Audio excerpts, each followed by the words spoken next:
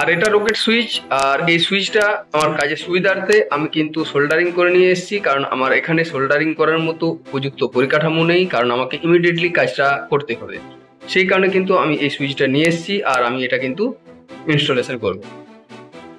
বন্ধুরা, এটা একটা ইলেকট্রিক্যাল কাটা, আর আমরা এটা হাটে বাজারে এবং কি ব্যবসায়িক পারপাস সর্বত্রই এই যে ইলেকট্রিক্যাল কাটাগুলো আমরা ইউজ করি। তো এই ইলেকট্রিক্যাল ওয়্যার মেশিনটার যেটা মেনলি প্রবলেম সেটা হলো সুইচের প্রবলেম হয়েছে। তো সেই কারণে আমি এটাকে ঠিক করব, এই মুহূর্তে রিপেয়ার করব। তো এটা ইমিডিয়েটলি দরকার, কারণ ব্যবসার ক্ষেত্রে এটা এখন এই মুহূর্তে কাজ করা যাচ্ছে না। তাই আমি প্রথমে এটাকে এর উপরে যে কভারটা সেই কভারটা খুলে নেব। তো খুলে নেওয়ার জন্য কয়েকটা স্ক্রু আছে, সেই স্ক্রুগুলো ঠিকভাবে এটাকে খুলে নেব। তো খুলে নেওয়ার পর দেখুন এই সুইচটাই কিন্তু প্রবলেম তৈরি করেছে। তো এরপর আমি এটাকে বাইরে বের করব। তো দেখুন, বের করে নেওয়ার পর এই যে অংশটা আছে স্টিলের ক্যাবিনেটে, এখানে কিন্তু এই ডিসি সুইচটা লাগানো হয়েছে। তো এটা একটা রকেট সুইচ, আর এটাকে আমি প্রথমে কেটে বাদ দিয়ে দেবো, কারণ এই সুইচের মধ্যে যে দুটো ওয়্যার কানেক্ট করা হয়েছে আমরা বেসিক্যালি জানি যে এই দুটো ওয়্যার মানেই একটা ওয়্যার, যাকে বলে আমরা যখন সুইচে কাজ করি তখন কিন্তু এটা শর্ট হয়ে যায়, তারপর এটা কিন্তু চলতে শুরু করে।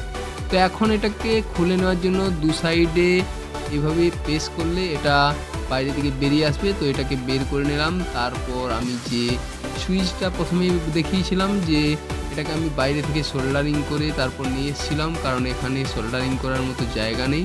এটাকে এইভাবে বাইরের দিক থেকে এটাকে বেরিয়ে তারপরে এটাকে পুশ করলেই সাইড দিয়ে প্রেস করলেই কিন্তু এটা বসে যাবে। তো এই সুইচগুলোর সাধারণত এভাবে প্রেস করলেই বসে যায়, কারণ এখানে কোনো স্ক্রু নেই যে এটাকে টাইট করতে হবে। এরপর আমি যে জিনিসটা করব সেটা হলো যে দুটো ওয়্যার ছিল কানেক্ট করা পুরনো সুইচটাতে, সেই কানেক্ট করা ওয়্যারগুলো দুটোর অংশ যে ইনসুলেটারগুলো আছে এটাকে এভাবে কেটে বাদ দিয়ে তারপর যে ওয়্যারের মূল ওয়্যারটা সেটা বের করে নেব। বের করে নেওয়ার পর যেটা এই যে সুইচটা যেটা নতুন লাগালাম সেই সুইচের মধ্যে কিন্তু এটা কানেক্ট করব। তো এটা মেনলি দুটো ওয়্যার যেভাবে বেরিয়ে আসছে এটার মধ্যে কোনো নেগেটিভ পজিটিভ বলে কিছু নেই। আপনারা এইভাবেই এক একটা ওয়্যার এক একটা লিডে জয়েন্ট করবেন।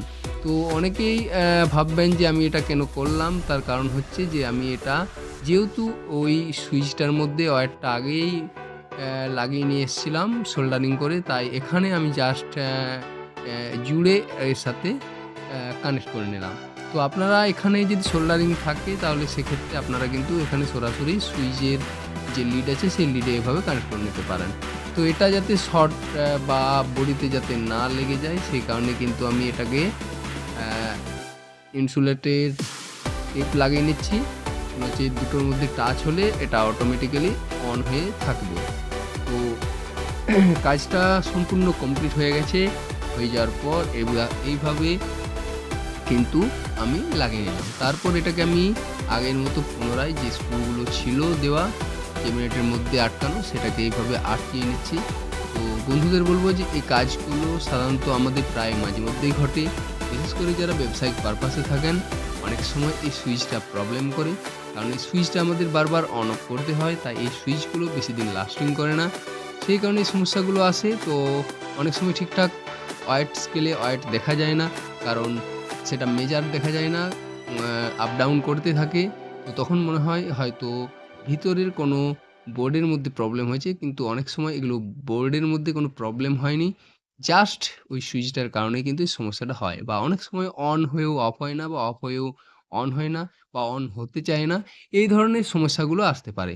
তো অনেক সময় কি হয়, কাজের মধ্যে থেকে হঠাৎ সমস্যায় পড়ে গেলে আপনি রিপেয়ার সেন্টার না পেলে আপনি নিজেই করে নিতে পারেন। তাছাড়া এটাকে খুলে তারপর দুটো ওয়্যারকে একসাথে আপনারা যদি শর্ট করে দেন, জুড়ে দেন, তাহলেও কিন্তু আপনি সাময়িকভাবে এটা চালু করতে পারবেন। তো এই ছিল মূল সমস্যা এবং সমাধান। তো আমার কাছে সেরকম কোনো যন্ত্রপাতি ছাড়াই আমি কাজটা করলাম। ভালো লাগলে অবশ্যই একটা লাইক করবেন।